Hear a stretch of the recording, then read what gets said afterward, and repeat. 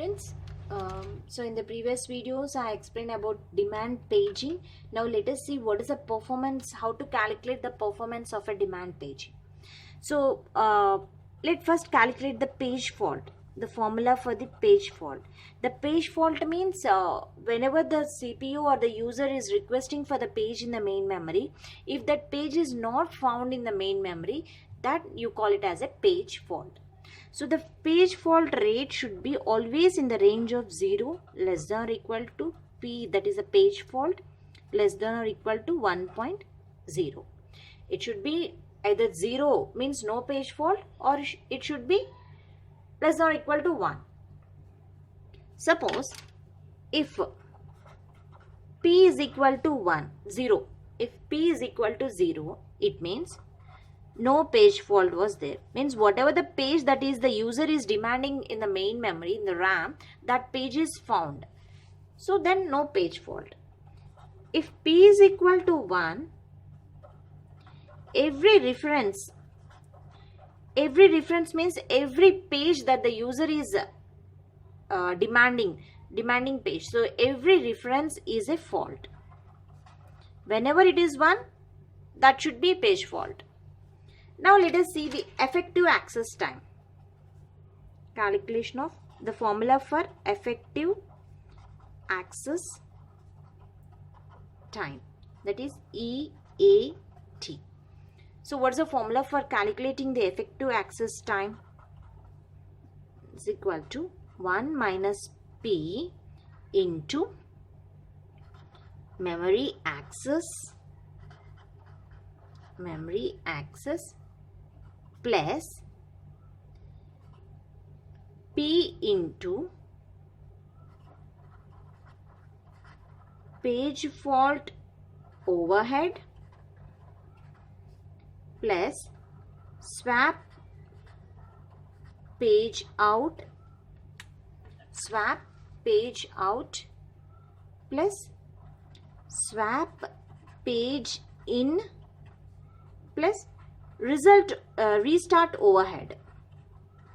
So you have to calculate all those things if you want the effective access time of the CPU. That whenever the CPU is demanding for the page, it has to know the effective access time. So 1 minus P is a page fault, and the memory access time based on the system speed, and P is the page fault. So whatever the pages that you're swapping out or swapping in, or after swapping in, the restart overhead and the page fault overhead, all should be calculated, and that should be multiplied with P. Okay, so this is a formula for calculating effective access time. So let me take one simple example how we are going to calculate the performance of a demand page. So whatever the page that the CPU is demanding, so that page is, if it is present in the memory, then what will be the effective access time for that page? Now let us see. Let us take the memory access time. So this access time will be depends upon the system speed, the memory speed, that is the RAM speed. The memory access time for I'm taking, let us take 200 nanoseconds. So this is the RAM speed. And let me take the average page fault. This is the average page fault service time.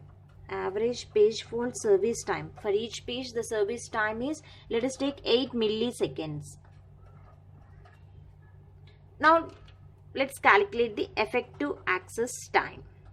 The formula is 1 minus P into memory access time, that is the 200, plus P into average page fault service, means the page fault overhead, swap out, swap in, restart overhead, everything you call it as a average page fault service time.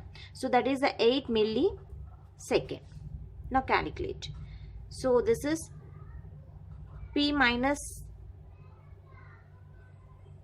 P into 200 plus P into, I am taking in seconds, 8.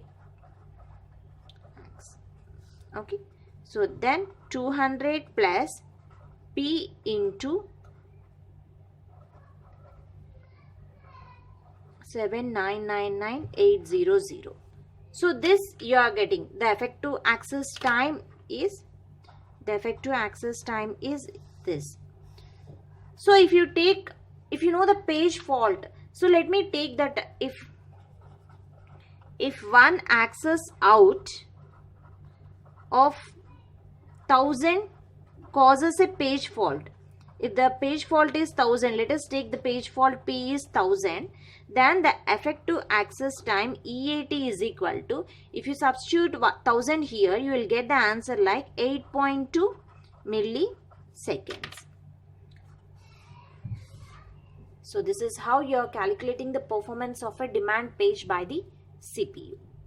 Thank you.